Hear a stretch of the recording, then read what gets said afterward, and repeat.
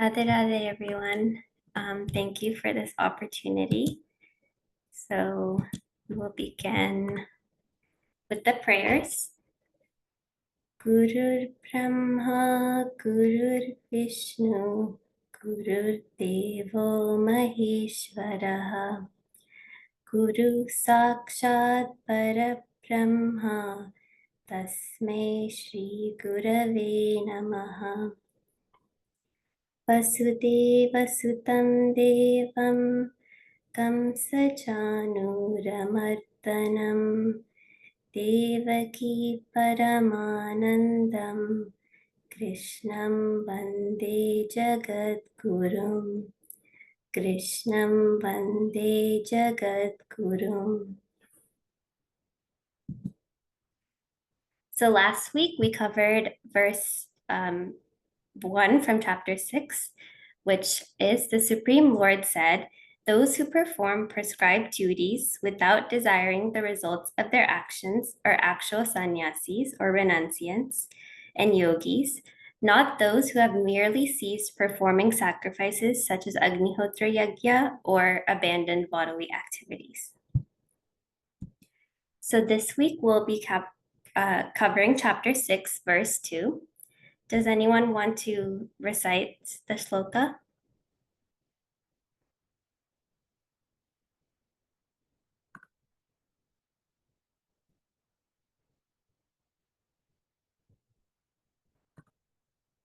Yes, Sandhya.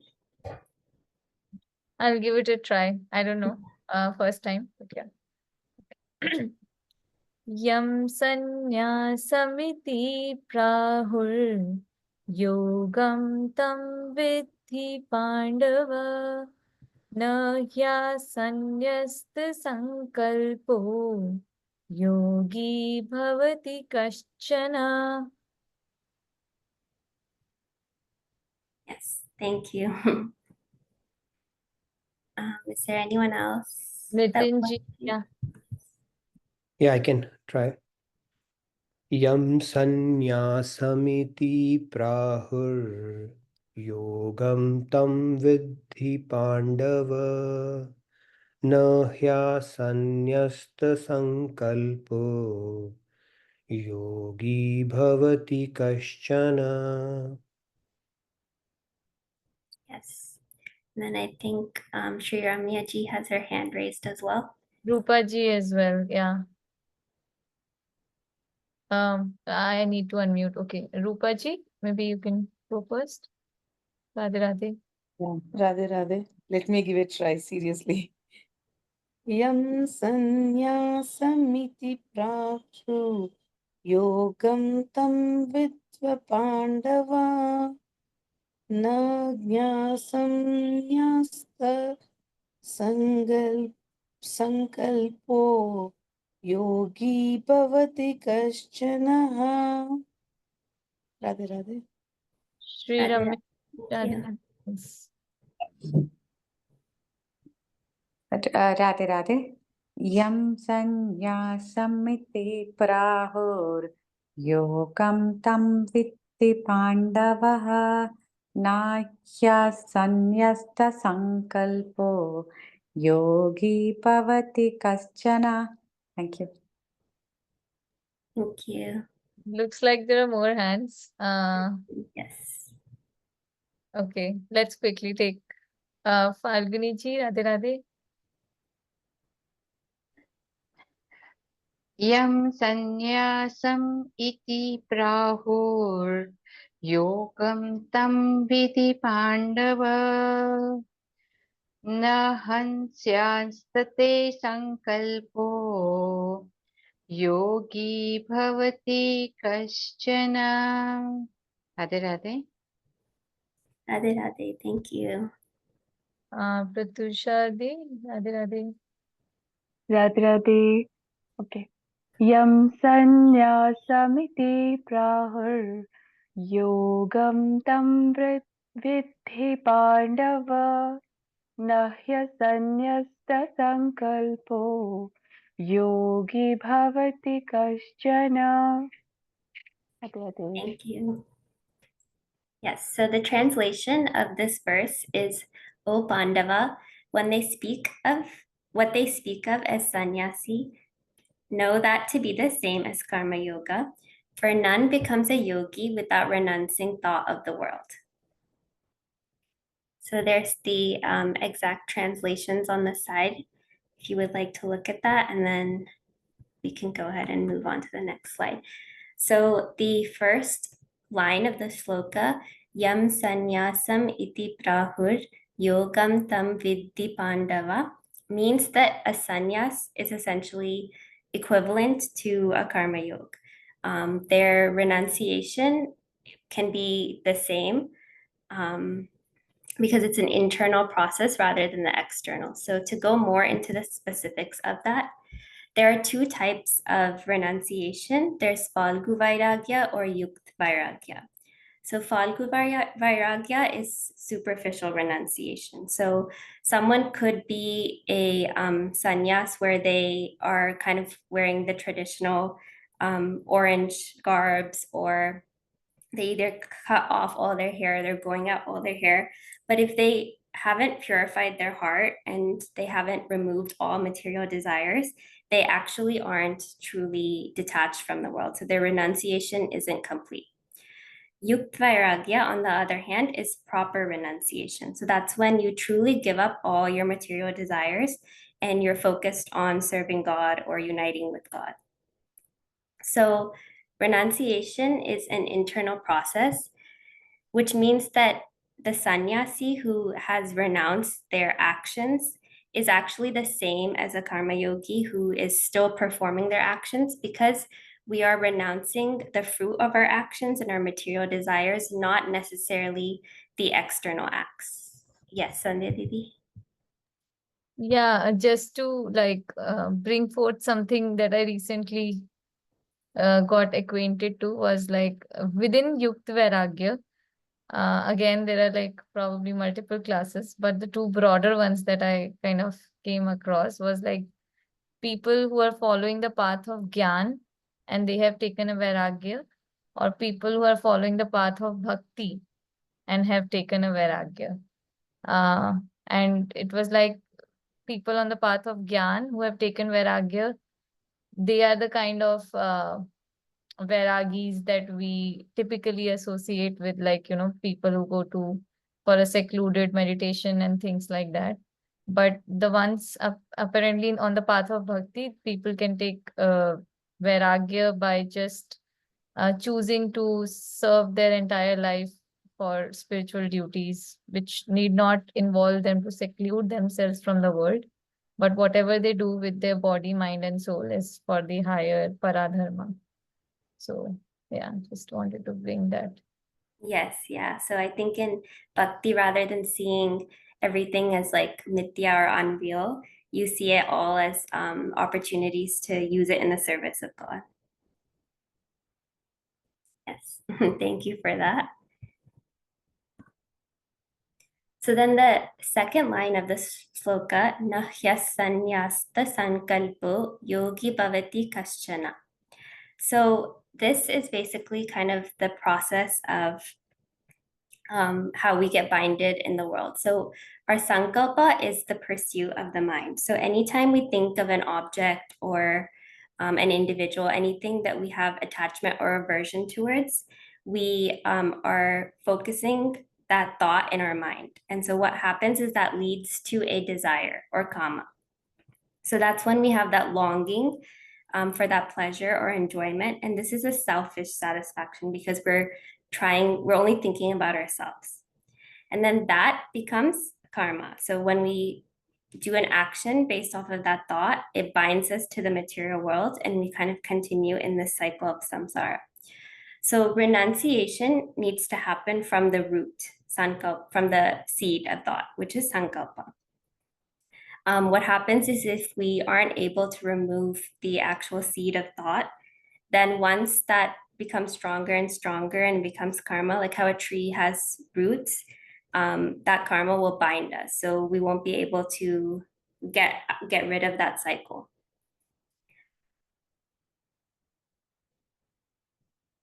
Yes, Nitinji. Yeah, I just wanted to add one more thing here. So I was listening to a discourse recently from Premanandji, and he explained this concept very beautifully.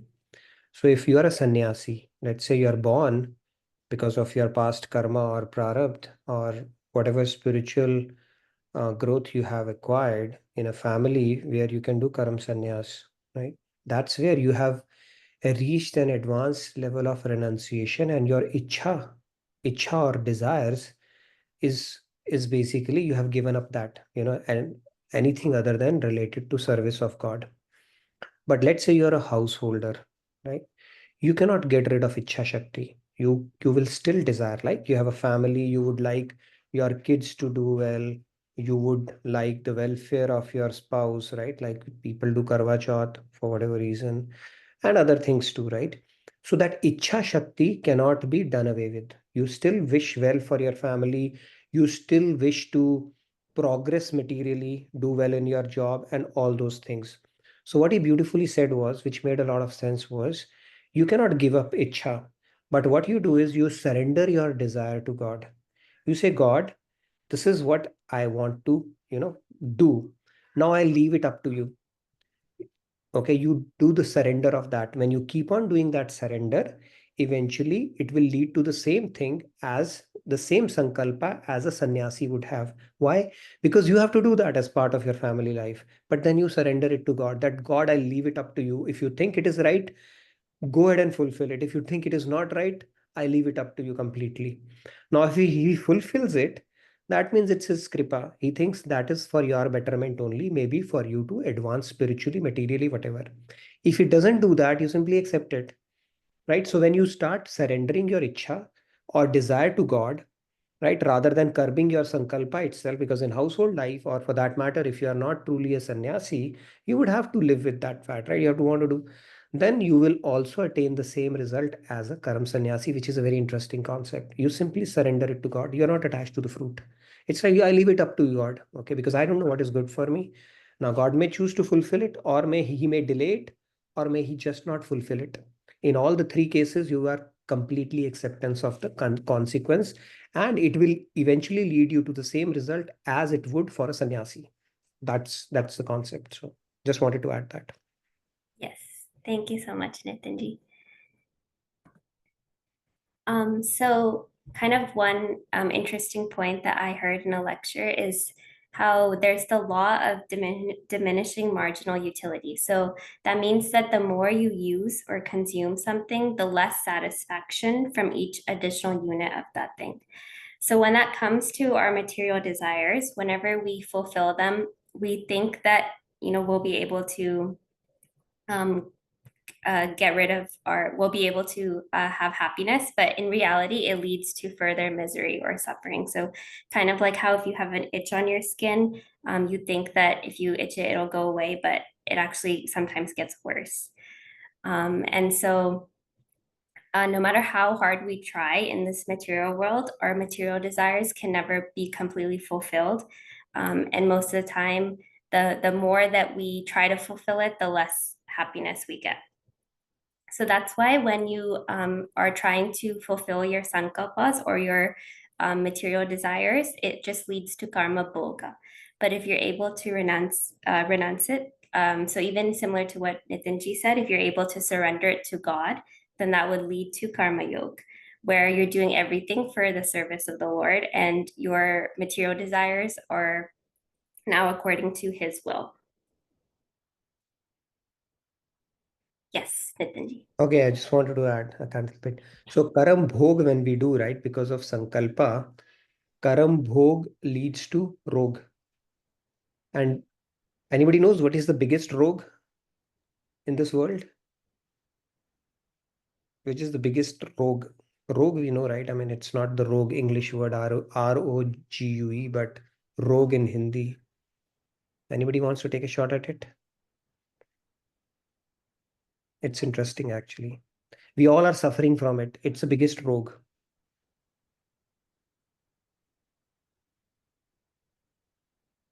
Okay. So the biggest rogue is bhav rogue. Bhav rogue is this staying in this material world, addiction to this material world, the bhav rog, that's why they say, right? And what is the biggest medicine? Like Dhanvantri, he created Ayurveda, but he created one medicine also. And he said, when he created Ayurveda, Dhanvantari, he said, there is one medicine which is the Ramband for everything, the biggest of all medicines, which can get you rid of every rog, including Bhav rog. You know what is that? Okay, I see a few hands. So yeah, please participate. Okay, I don't want to hijack your discussion. Okay, so Okay, I think chanting is the biggest. God's remembrance and name. Yeah, he said that there's nothing beyond that. Okay, so if you can think about God, remember God, and chant God, that is the biggest medicine for everything. In fact, it has so much of power, it can take you across the Bhavarog, which is the biggest disease. And in fact, it has the power to exhaust your Sanchit karma as well. So if you do Anushtan, if you, let's say you do a lot of remembrance and chanting of God, and your misery is not going away, first of all, that expectation itself is not right. It has the power to take that away. All that means is the power of your chanting is not as much to exhaust that sanchit or prarabdha karma that you have, but it has the power to exhaust that as well. But once the devotee gets that power, he or she does not use it to exhaust their prarabdha or their miseries. Okay, it's like you have a nuclear weapon. You don't want to kill mosquitoes out of it. You want to utilize it to go across the ocean of this bhavara rog or material world, rather than telling God, take away my miseries or make life easy for me. You don't want to utilize it for that. But that's the sankalp of a devotee when you get to that level. But yes, remembering God, chanting God's name is that Ramban. Dhanvantari said that this is the top medicine. But after that, he went into Ayurveda for this disease, this, for this disease, this. But the biggest disease, Bhavarog, which is happening because of the Karam Bhog, which Sankalpa that Shruti was talking about. Karam Bhog leads to Rog, that Bhavarog that we are suffering with, and God's name is that can actually eradicate that Rog from its root itself. Just wanted to add that. Yeah, please carry on. Yes, thank you so much. Can I just quickly say one thing, which is Yes. like, Bhavrog probably can be cancelled with Prem Rog, Prem for God. So that. That can be neutralized. Yeah, that's a good point, actually. Yes, so in order to be a yogi, you need tranquility of mind. But what happens when we have any sort of material desires is that it disrupts that tranquility. So if our mind is like a lake, anytime a thought comes to the surface, and it'll disrupt that steady lake. So if we want to be able to have a kind of a stable mind and not be agitated by all of these desires, we need to try to find a way to get rid of them. So in bhakti, if you can turn all of that towards God, it stabilizes your mind. So specifically with Karma Yoga, there are certain benefits that make it easier for us to reach the goal of kind of chapter 6, which is Dhyana Yoga. So in Karma Yoga, when you renounce the fruits of actions, you are letting go of your selfish satisfactions. So you no longer are thinking about your what you're going to get out of it. And actually, I was watching a lecture and I found this point to be really interesting. He was saying that if for someone that's a karmi, that's performing actions for their selfish desires, whenever something goes wrong, they'll be like, what? Like, how did this happen? But for a karma yogi, whenever something goes wrong, they'll be like, so what? Because you're no longer attached to the results of your actions. So whether it's positive or negative, you're able to deal with it neutrally. And so when you renounce the fruits of your actions, you forego those selfish satisfactions, and then your desires will also diminish in the process. So then this will lead to chitta shuddhi, which is purification of the mind. And then through that, you'll now be able to focus your mind in meditation. You'll be able to have a more stable state of mind so that when you think of God, it's steady and you're not being distracted by all of these other thoughts. So that's actually all that I have today. If anyone wants to add anything, they can. Yes, Nitinji. Yeah, one of the analogies I think that struck with me was that a Karam yogi works like a salaried employee. Okay. Salaried employees is not worried about company typically. Do you worry about your company? My company is going up or going down? You don't. You get your stuff, right? So they operate like, okay, I'm going to work in this consciousness. I'm going to get my, result out of it, right? But a bhogi would typically work like an entrepreneur, right? Where everything profit and loss belongs to me. You don't care whether your company, I mean, some of us may if you are in an executive position, but typically a salaried employee is not worried too much about what company, as long as they're getting their salary, that is fine, right? And they are going to get it anyways. So that takes away that attachment to the result part of it, where you are getting as long as you are putting in your 9 to 5.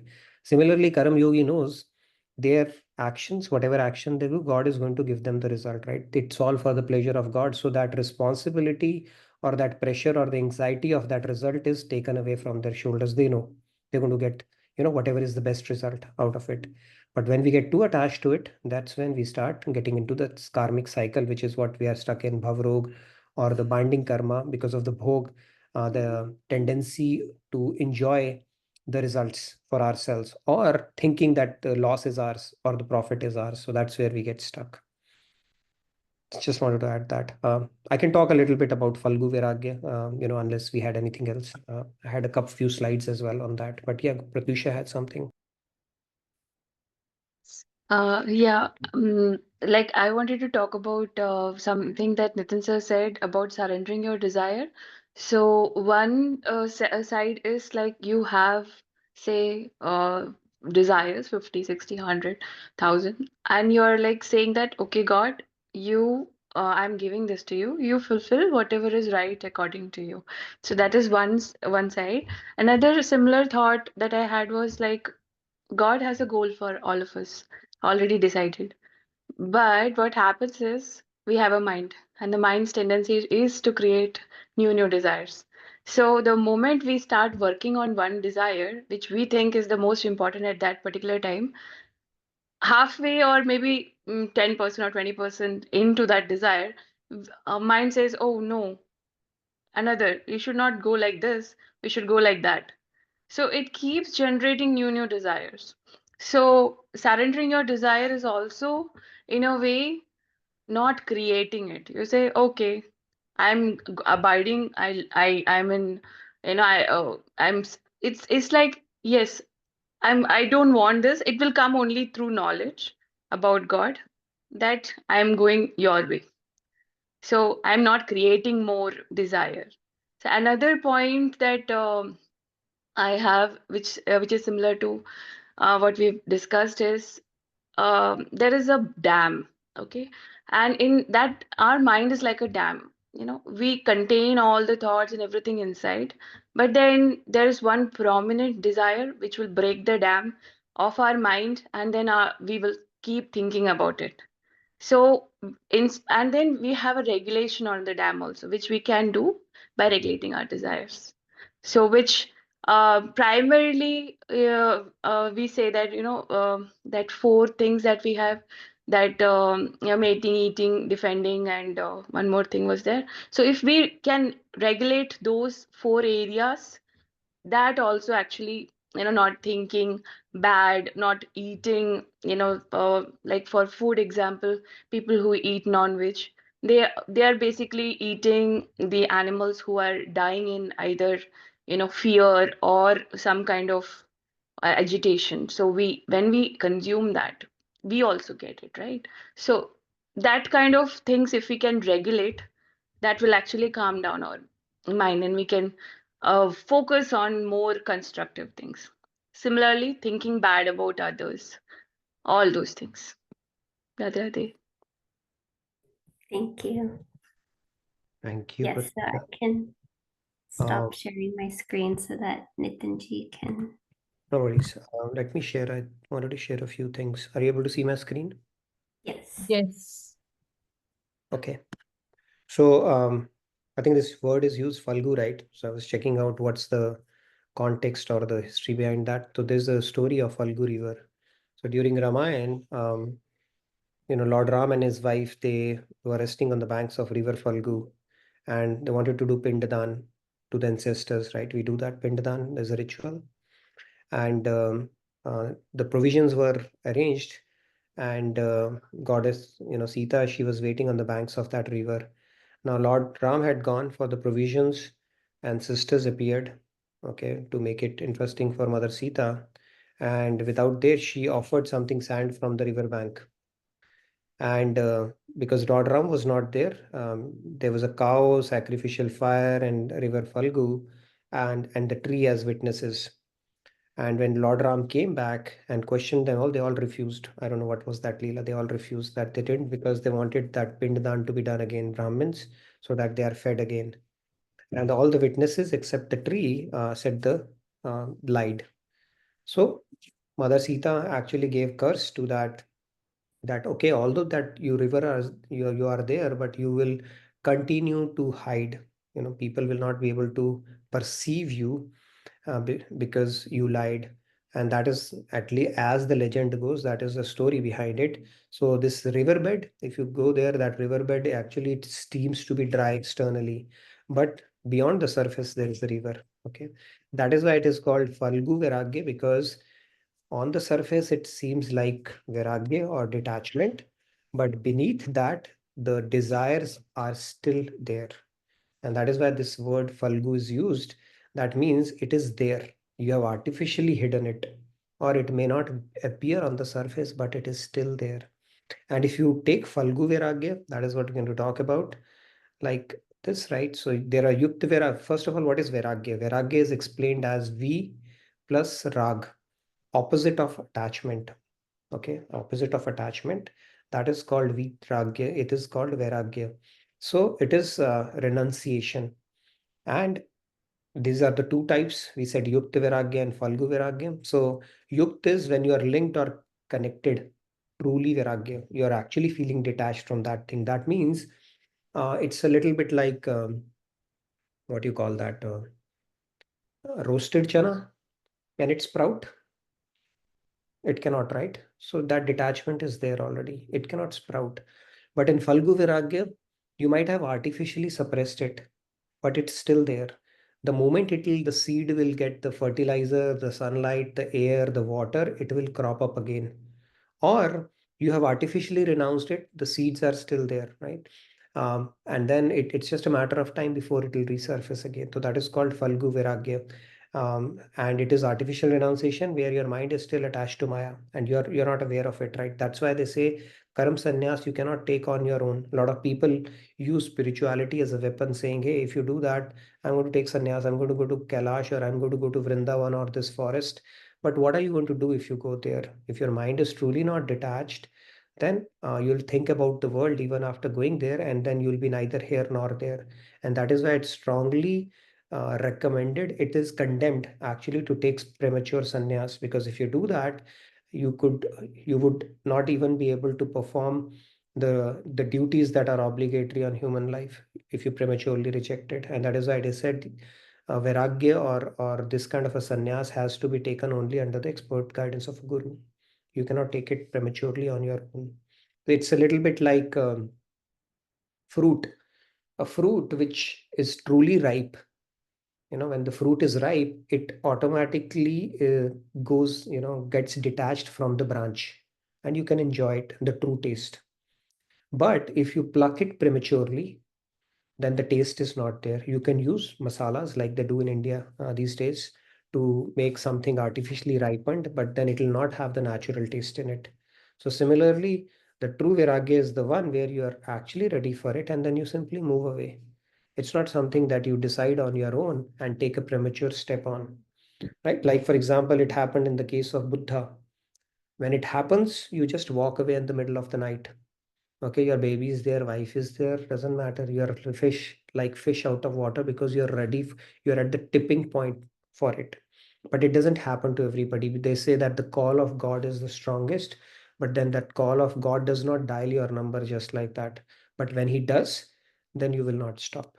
Okay, that is the sannyas that you're talking about. Or, you do it under the expert guidance of a God realized guru who would know that you might be at the tipping point and you're ready for that final push. Otherwise, Karma Yoga is the way to go. But you get the same benefit. When you start offering your desires to God, it will have a purification effect. Like Pratyusha was saying, ideally, you should not have desire, material desire. But when you learn the art of offering your desires or surrendering that to God as well, then it has a purification process where your desires also start getting aligned with the desire of God. And you don't start, it's not like you're adding fuel to fire where you're keeping on adding material desires one after another. That will also start getting purified because you're offering it to God, and anything that is offered to God becomes purified. Even your desires will start becoming purified. Okay, it's like an oblation to fire.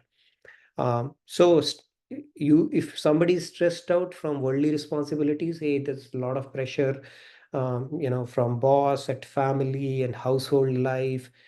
World is troublesome for us, and that cannot be used as an excuse to run away from the material world and take sannyas, because your mind, the desires are still there. You have not conquered that. It's an internal thing.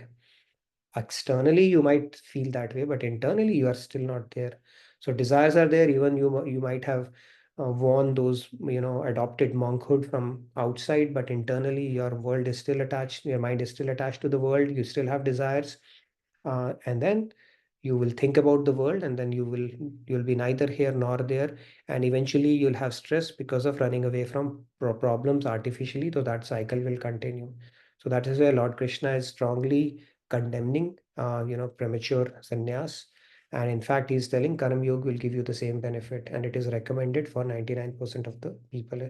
There are a lot of historical precedents also where people have continued to rule, and they have led even household lives. If you go by Ambarish, Ambarish, Prahlad for that matter, when Prahlad, when Narsingh Avatar happened, he said, "What can I offer you?" Prahlad said, "Nothing." He did not know what to ask. And then Hiranyakashyap said, "Okay, I want you to ask me something." And because Prahlad respected God, so for his desire to fulfill his desire, if you want me to ask something, then I may ask you, I want to ask you that I may not ask anything. That is what he asked. But then and then Narsingh Avatar, I'm saying Hiranyakashyap, Narsingh Avatar, he said, "You know what? I'm very pleased with you. I want you to rule. And I want you to rule for 1 billion years. I don't know, one manvantar, in fact. One manvantar, we know, right? 1,000 Chaturyugs." So he actually ruled for one manvantar. And as a king, you have to do everything. So he was not taking sannyas. He is pretty much active in social life, but then his mind was always absorbed in God. And right. So there was a story of a king and a ascetic. And ascetic used to live in king's palace because king had said that, you are my guru, and I don't want you to wander here and there, and you would rather stay in palace. And he would give him all the comforts that he would enjoy as well. And ascetic said, "All right, fine, if you say so." So then one day king said, "You and I are both enjoying the same luxuries. What's the difference between you and I?" So ascetic said, "Yeah, fair point." He said, "Okay, let's go out for a walk." So they both started going out for a walk. He said, "Let's go a little further into the forest." They went a little further into the forest. So ascetic said, "Let's continue." It was dusk time, late in the evening. King continued. He said, "Let's go continue further." After a while, king got worried. He said, "I have to go back." He said, "No, no, no, let's continue." He said, "No, I have to go back. I have my kingdom, my family, my queens, everybody to take care of." So ascetic said, "That's the difference between you and I. Your mind is still there. For me, it doesn't matter whether I'm in the comforts of the palace or continue walking away from it forever." So that is the difference. Their mind is not attached, even though externally they might be doing the normal life, living a normal life. But if their internal mind is not attached, that is called true yukta vairagya. On the other hand, somebody might be renounced from outside, but if their mind is still in the world, that is called falgu vairagya. So that is the difference between these two. So just wanted to add that. Now we can open it up for any question that anybody has for a discussion. We can have that. So running away from responsibilities and hardships is not the way. That is the key message from Bhagavad Gita. In fact, it starts like that. Arjun is telling Lord Krishna that I don't want to kill my relatives. And if the ultimate goal of human life is to attain God, I might as well renounce my weapons, go to forest and do Radhe Radhe or Hare Krishna Hare Ram. Right? That's what he's telling Krishna. I would rather do Karam Sannyas. Why should I have to go through this ordeal of battle and taking blood of my relatives? on my hand. So Krishna said, no, you have to perform your duty with the spirit of Karma Yoga, and that is the way to go, not renounce it. Because even if you'll go to the forest, your nature will compel you. Being a Kshatriya, you will form a small team and then you will be fighting wars there as well. So it's better you act in accordance to your nature, but then dovetail your desires for the pleasure of God as opposed to doing it for yourself. Like you are trying to win the kingdom for yourself, for your own luxury, for your own comfort, or as a matter of vengeance for all the wrongdoings that were done to you. Forget all that. Do it with a spirit of sacrifice, offer it to God, and that's the way to go. Well, that is the key message of Bhagavad Gita as well. Okay, I'll stop now. And I'll stop share as well. I think Pratusha, they can go first. I don't have any related thing to say. So maybe if you have something related, you can say, then I'll go forward. Yeah, actually, today morning I came across an example of a peanut. Okay, so I'll explain that. Before that, I wanted to imagine, like we are covered, right? We are covered by ignorance, ignorance in the form of mind and body. So why we are not seeing God basically is because of this veil that is in front of us. So now coming to the peanut example, if you see the peanut has a husk, right? So imagine that husk as a body, our body. Okay. Now we are if we say okay, we are not the body, then we remove one husk. Now if you see that peanut has another thin layer, it is not we have to peel it off. So that peeling is our mind. And if if we are surrendering our ego, or in any way we are aligning with our desires to the God, we're actually making holes in it. So when we start making holes in that layer, the thin layer, that's when grace actually flows. The Atman gets expressed out. We will still have the husk, but it's a gradual process. So the Yukt Vairagya will be that absolute pure peanut which has no husk on it, and the other one, Falgu, probably will be somewhere where the husk, the main thing is not there, but there are still holes. So it is not a complete Vairagya. And when maybe there's a tipping point, some percentage that the guru can see, okay, he's at this level and probably I can help them. So then that actually helps us to expand that tiny holes into the big, and then we can come out. So yeah, this that that example I just got today morning, so I thought I'll share.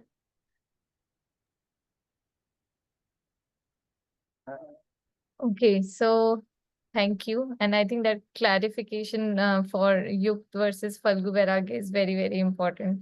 I mean, I feel like we tend to gravitate towards Falgu Vairagya without even understanding whether we are really getting detached or not. Okay, And so then sorry. there is one more thing I wanted to add. There is also something called Kshanik Vairagya. Mm-hmm. Okay, temporary Vairagya. We all have it. Okay, so if you want to develop that Vairagya, in fact, if you want to develop Vairagya from world, when we go to a hospital or when we see somebody dying or being cremated, that's when we have Kshanik Vairagya. Okay, and that Kshanik Vairagya is strong, but then it does not last long. Okay, when we see somebody suffering or when we see somebody dying and then being cremated, we see, okay, life is all about that. Why are we even stuck in those petty things and stuff like that? But then you get over it fairly quickly. That is called Kshanik Vairagya. So it happened even in Ramayana, if you remember. Ramayana, when Bali was killed and Ram coronated Sugriv as Kishkinda Naresh, and he said that now you're going to rule Kishkinda and take care of all the kingly affairs. Sugriv said no. When he saw his brother dying there, and he said, no, I will not. What am I going to do with this kingdom? Take me along with you wherever you are taking. Okay, I'm going to help you search Mother Sita, and I don't want to. What I'm going to do with this kingdom and all that stuff, he started saying. And Lord Ram told him that it's there in Ramayana. If you go watch the old one, you'll see that he said, Mitra, this is Kshanik Vairagya. Friend, This is the temporary detachment, vairagya, that you're having. Go and rule your state. You'll be fine. And guess what? Within 3 months, Sugriva was enjoying grapes and dances and everything. He had forgotten everything until Lakshman had to go and remind him, you know what you told. So this is what happens. It is both good and bad. It's good in the way because, see, it's like if you see one tragedy in life or somebody suffering in a hospital or you go to a cremation, you cannot be in depression for the rest of your life. So in a way, Maya, this quality is good. But then it's bad in the sense then we don't put things or life to perspective. We forget and then again go back to the world, forgetting the reality that any moment could be a last moment. And then human life is pretty precious in that sense, right? So just wanted to add that. That is called Kshanik Vairagya. Wonderful. Thank you. And at this moment, I thought so, like we are in the month of Kartik, which is said to be very auspicious for bhakti. So it is also associated with the Damodar Leela of Lord Krishna. So I came across a video. I mean, I actually heard a lecture today in which there is this quick short thing that I thought we all can quickly watch together. It's like a 2-minute video, which is basically describing a very beautiful incident of that Damodar Leela between Yashoda Maya and Krishna. So let's just quickly watch it and then we can proceed further. I hope the sound is shared. Let's see. So Krishna, Could you? Okay. Vishnu sleeps on the ocean of milk. He doesn't lack milk in his life. And even in Vrindavan, he has 10 million cows, all put together. Nanda Baba has 1 million, and then there are so many other gopas, all put together, 10 million cows. And they all give milk. So Krishna has enough milk in Vaikuntha, enough milk in Vrindavan.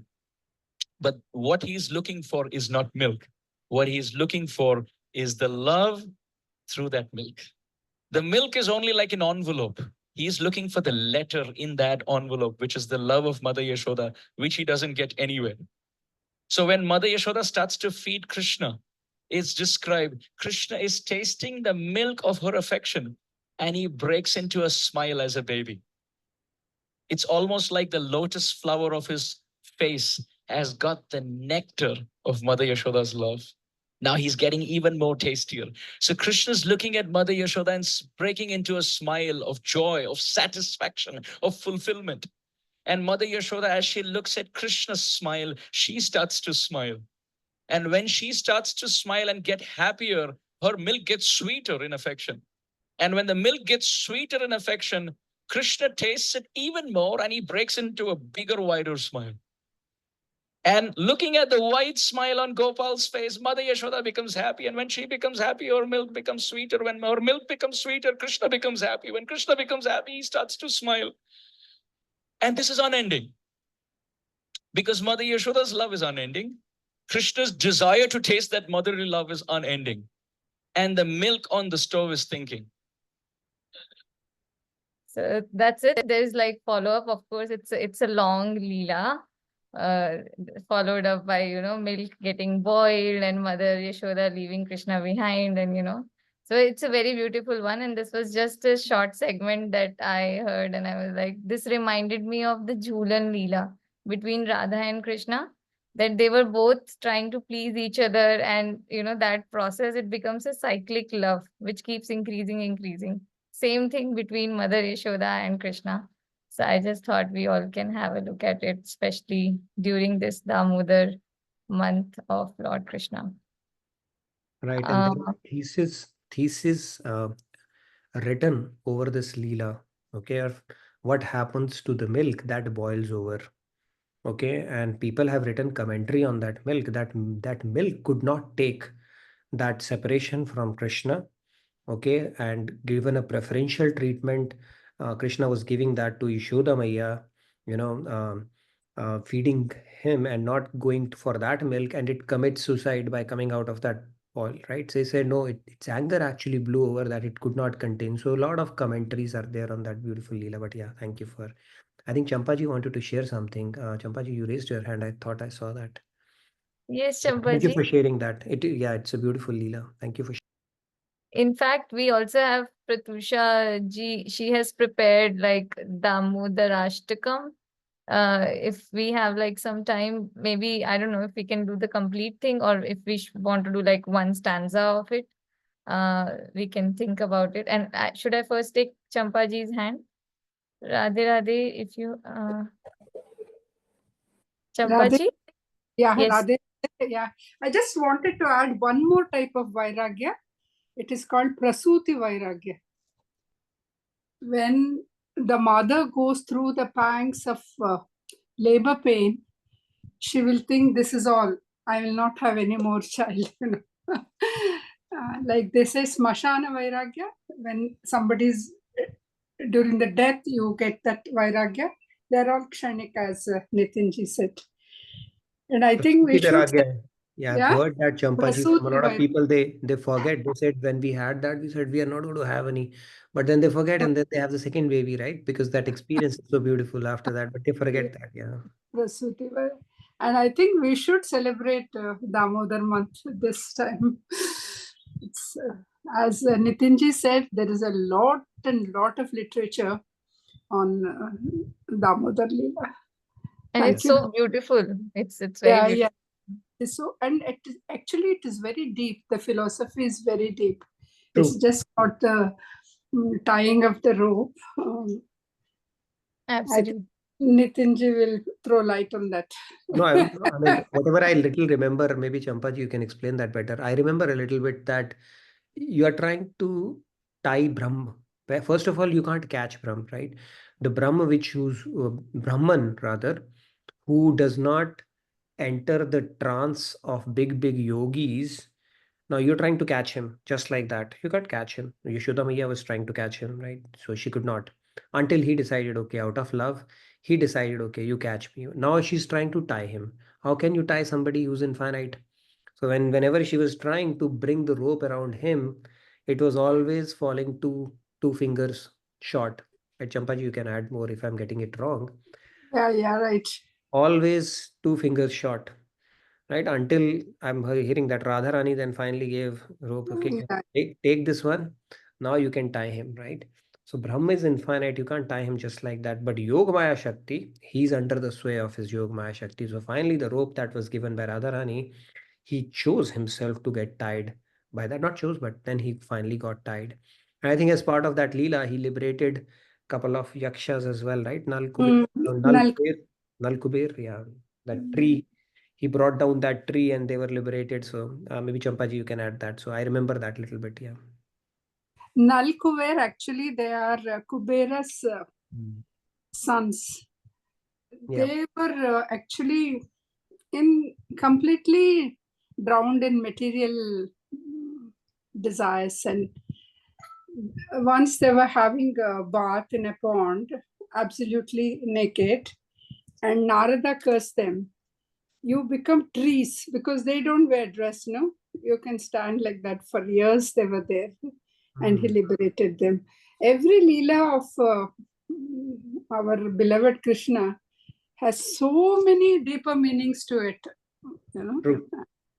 And there is a famous Damodar Ashtakam, which is beautifully explained. And the same ISKCON Guru, that Amarendranath, he has given a beautiful lecture on Damodar Ashtakam.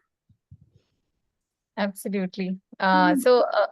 So I think today we can probably recite one first stanza of Damodar Ashtakam, and Pratusha will I think do the honors, and I'll share the screen so that everybody can read it. Let me just share it. It's not, I think it's too small, but she will say it, so I guess we will be able to hear. Okay. All right. So Radhe Radhe everyone. Let's start. Namamishwaram Sachidanandarupam Lasatkundalam Gokule Prajamanam Namamishwaram Sachidanandarupam Lasatkundalam Gokule Brajamanam Yashodabhiyo lokaladavamanam. Yashodabhiyo lokaladavamanam. Paramrishtamatyantato Trityagopya. Paramrishtamatyantato Trityagopya. More? Beautiful. Do you want to also say the meaning, maybe in English, but like I don't have a. we don't have it in English here, but Nitinji, you can Nitinji, you're muted. You said that will be a lot of translation. I can't attempt that. You no? Okay. So but basically it is related to that part, right? That when Okay, so that God is being described whose form is full of eternity, bliss, and knowledge. And जिनके macarons के आकार के कुंडल. Okay, so makaro, I don't know what is makaro. The earrings that he's wearing, they are swaying from side to side, and who is basically performing this leela, this eternal leela in his dham, Gokul, and one who revels in breaking matkis of milk and yogurt, milk and curd. Because of that, Maya Ishoda, in fear of Maya Ishoda, he is running. He jumped from the okal, and he's running really fast. And Yashoda Maya, she has actually outsped him and caught hold of him. And I pay obeisance to that God who's been caught by Yashoda Maya, is what is being said here. Okay, I hope I did some translation here. Good, Pratusha. awesome. Thank you so It's much beautiful. for Yeah.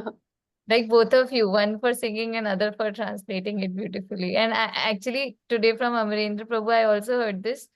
The running was like a bigger cloud and a smaller cloud. A bigger cloud is running after a smaller cloud, and their distance is constantly maintained. So both of them are running at the same speed, which is very fast. So yeah. Right. See, God, even though he's Parbrahm, right? He's Paramatma. But then when he takes on an avatar under the sway of love, he honors the position of a Jivatma. So from that sense, the Jivatma holds a higher pedestal than Paramatma at that point. Why? Because the Jivatma is Yashoda Maya, and the stature of mother is higher than that of a kid, right? That authority aspect is there, that respect aspect is there, and he obeys that. That is the power of love. Basically, in his Leelas, he demonstrates that amply time and again. So that is one of the And things. like, and you say, right, Bhakt Vashya. So if you become Bhakt, you can always find Krishna in your love. Yeah. And Krishna is he's a perfectionist and he's a very possessive lover as well. Okay. Now, when his mother leaves Krishna because the milk is boiling, he doesn't like that. He doesn't like that his mother gives that milk more importance than Krishna Lala himself, even though, she had to just barely leave him and then come back. He did not accept that. And he threw tantrums and broke everything here and there. And that is where this Damodar Leela unfolded, right? Where Yashoda said, what kind of a tantrum was that? Let me catch hold of you and teach you a lesson. But Krishna did not like the fact that his mother got distracted by boiling milk. Big deal. I am here, then how can you leave me for something else? Kind of an attitude he had. So that is how Krishna is. So you can imagine what he would expect from Jivatmas as well. Nothing but him. No, even if we have like 10 other things and God also, he said, no, that will not do. You first you need to have me, and that too at the top of the stack, and then that will also not do. Then you remove the rest also. It's me, only me, and that's about it. Okay, that's how it goes. So until you reach that perfection, he's going to continue to take a back seat in our lives. So yeah. Beautiful. Awesome. So at this stage, I just wanted to say that we are planning to bring another segment Actually, two things. Like we talked about the stories from Srimad Bhagavatam. So hopefully we might start coming Saturday. But every Sunday we are planning to have like a short segment, which will be spiritual solutions to material problems. So that could be like basically practical situations that we face. How can we tackle them using the wisdom that we are receiving from our scriptures, mainly Bhagavad Gita, as we are discussing and learning.